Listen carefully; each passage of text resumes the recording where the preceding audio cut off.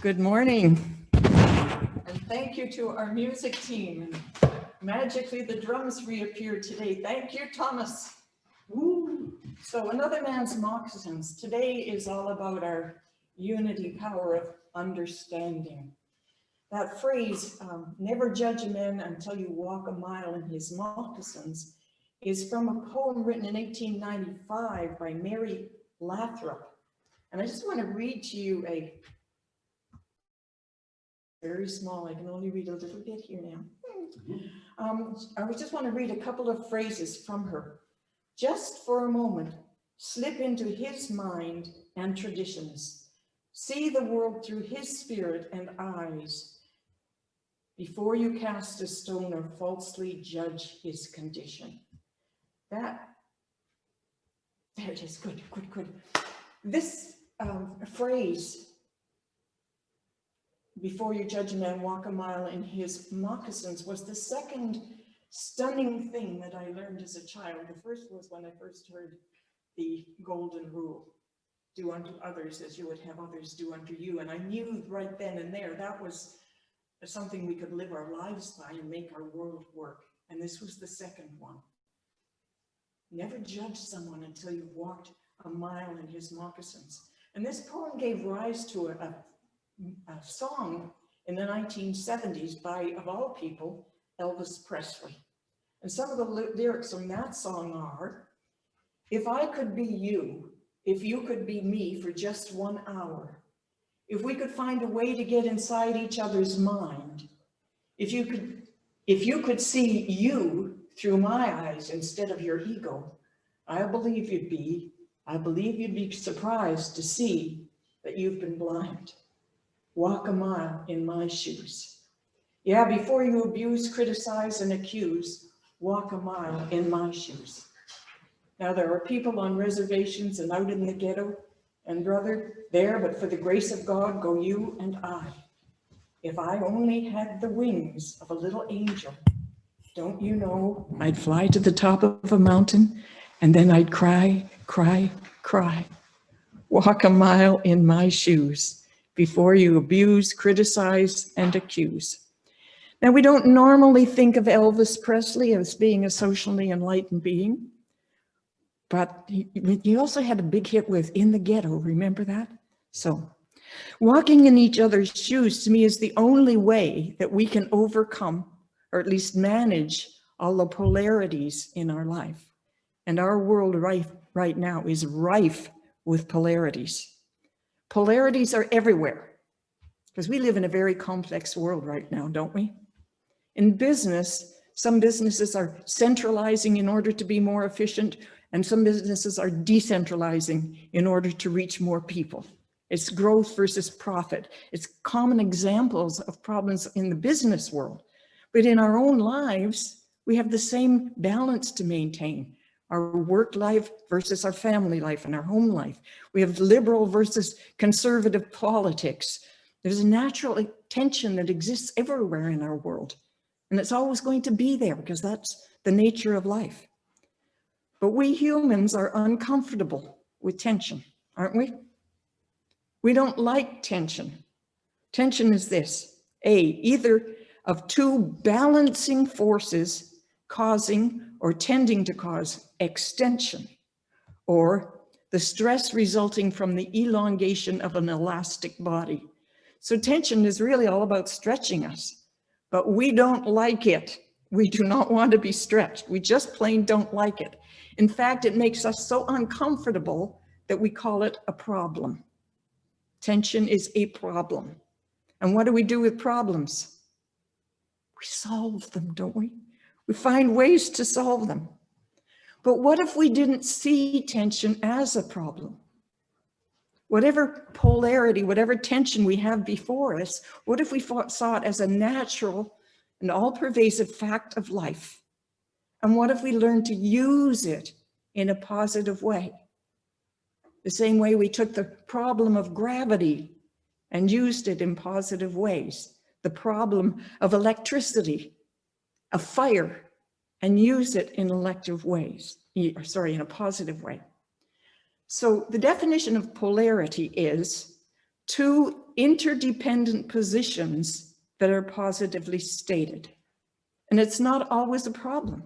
For example, the most basic polarity in our lives is breathing. You breathe in.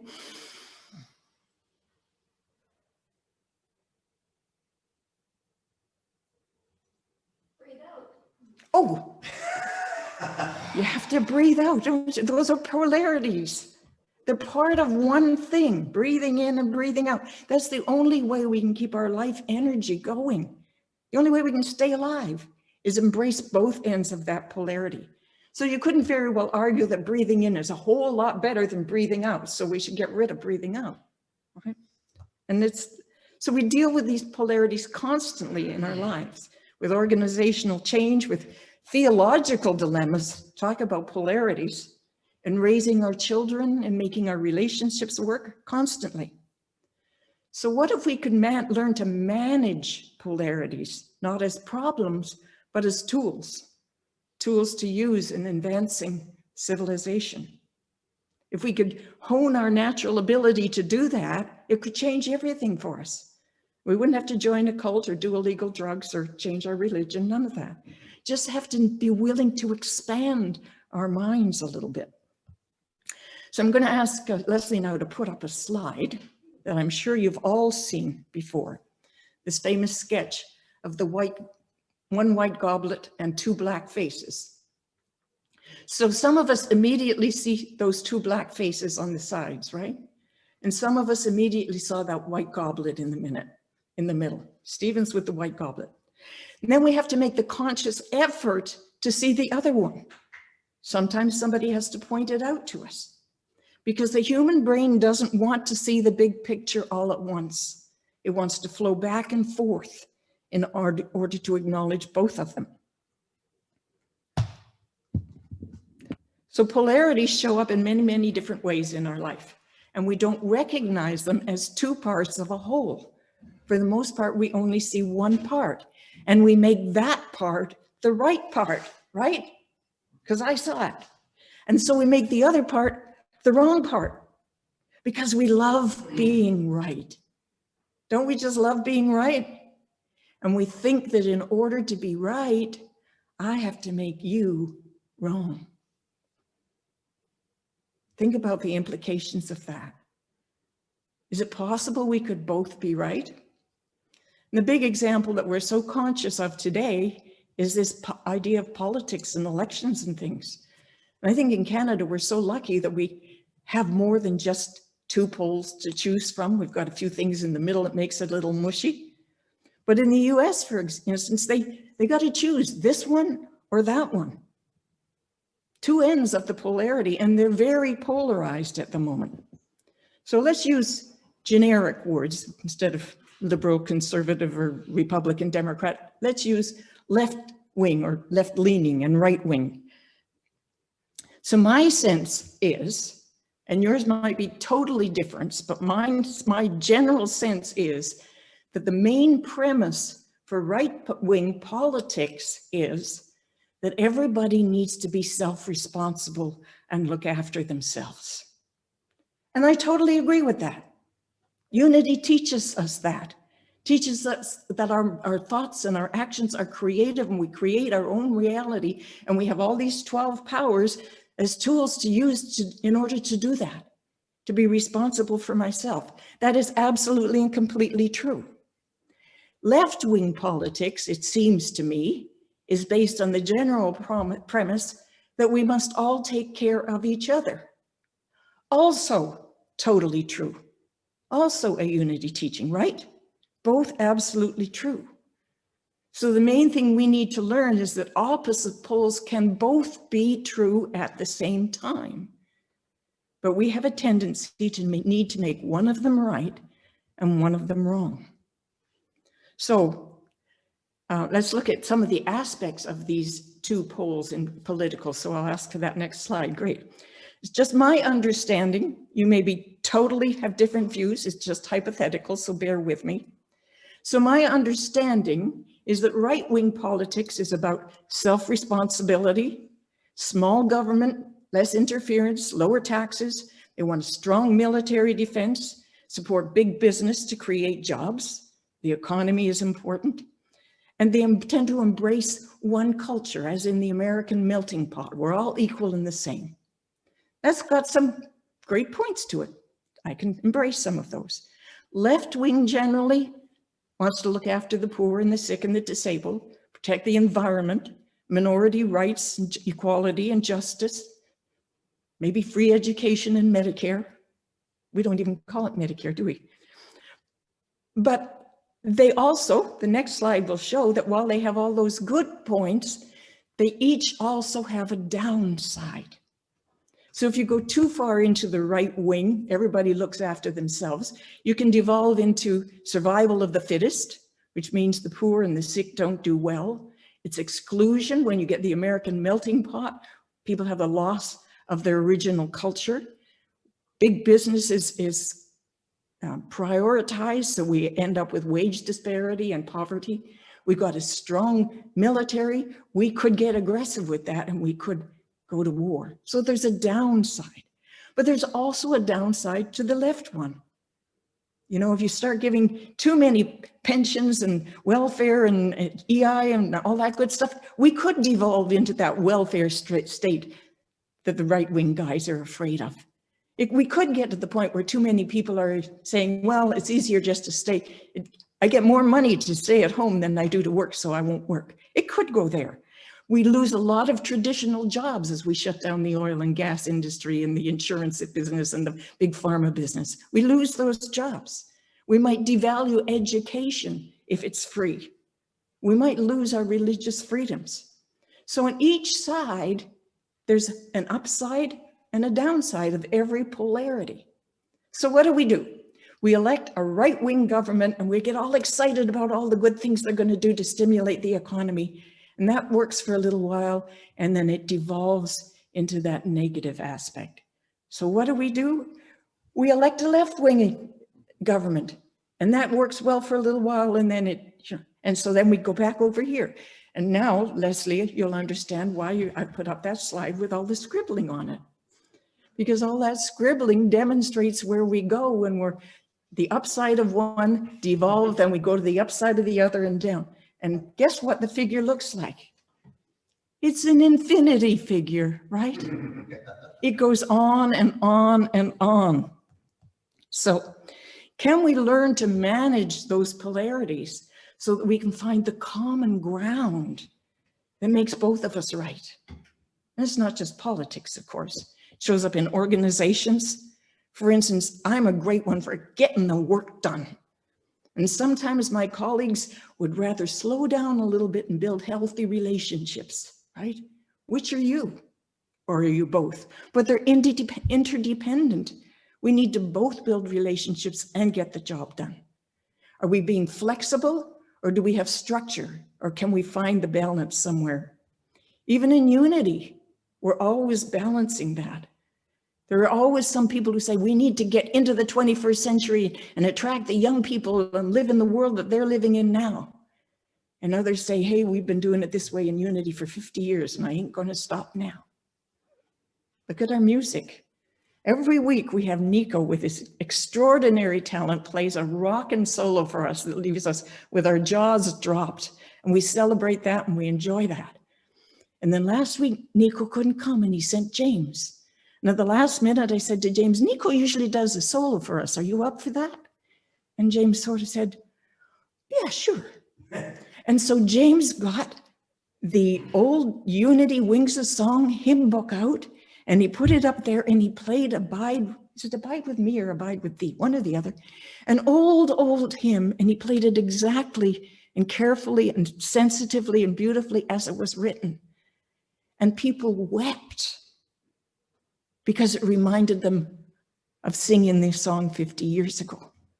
Two styles couldn't be much different, but they are both so right. Why do we insist upon choosing one over the other? So a polarity, again, is an ongoing problem with two correct answers that are interdependent. So it's not just that cute optical illusion. It's a natural force in our life that we need to deal with, polarities. And when we understand how they work, we can begin to predict what's going to happen and then proactively decide what to do about it and find the common ground. So breathing can't do in and out at the same time.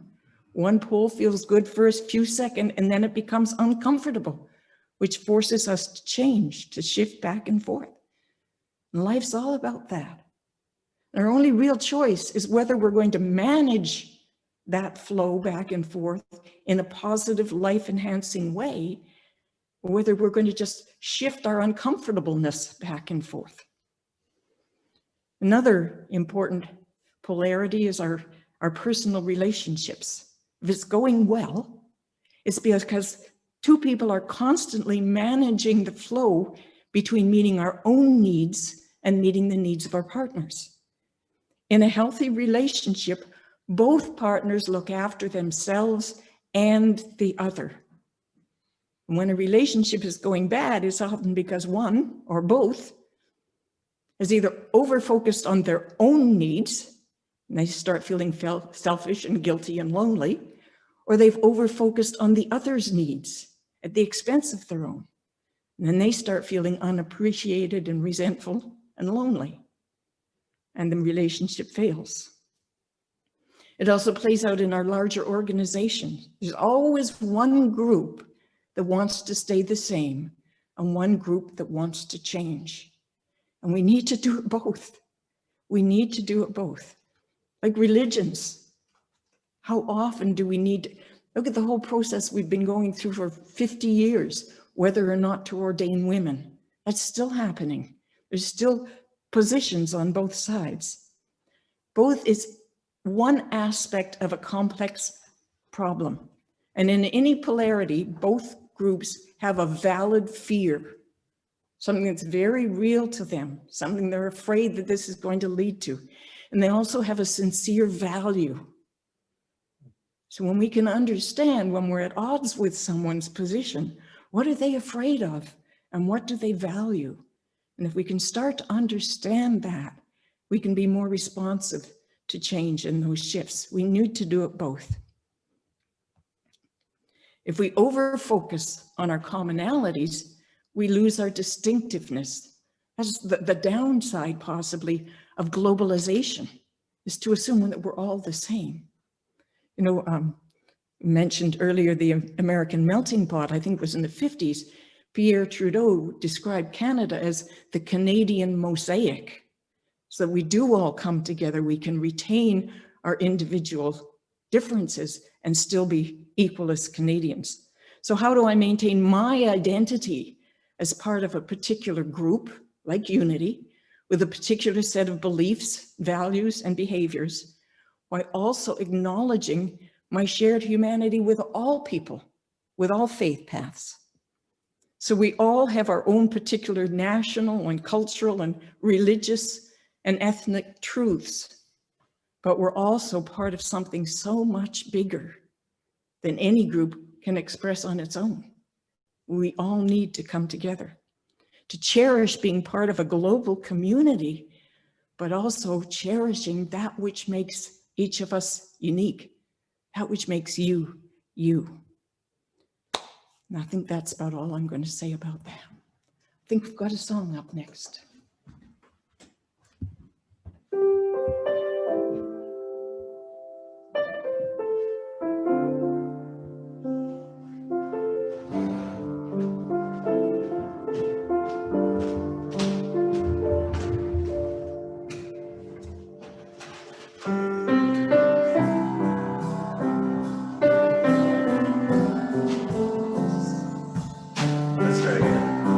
That was all an intro.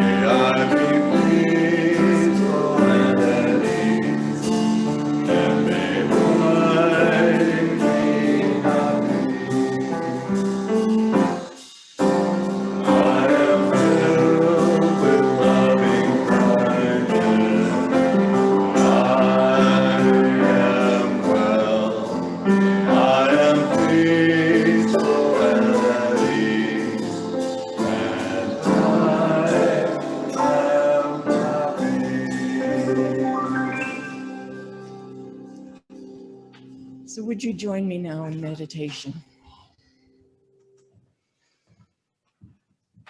Let us just allow ourselves to gently drift into that place of infinite potential, infinite choices, infinite good. And as we look around, we see other humans making choices,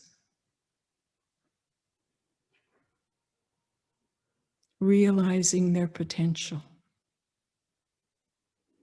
in their own unique way.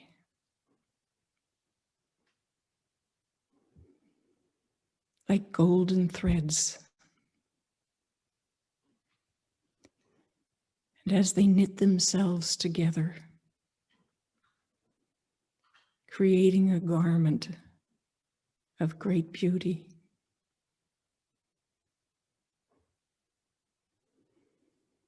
And each one of us, as we open our consciousness to become aware, lives in that place of infinite potential and infinite choice.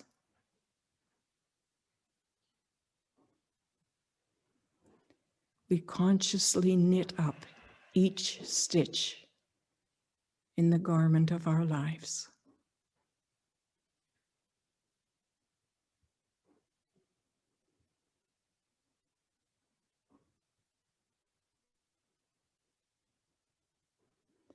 And as we come together, the beautiful tapestry that each one creates and contributes to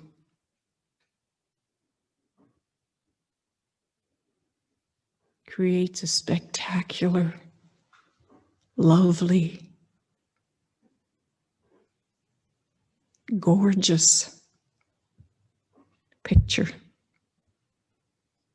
that is our lives together.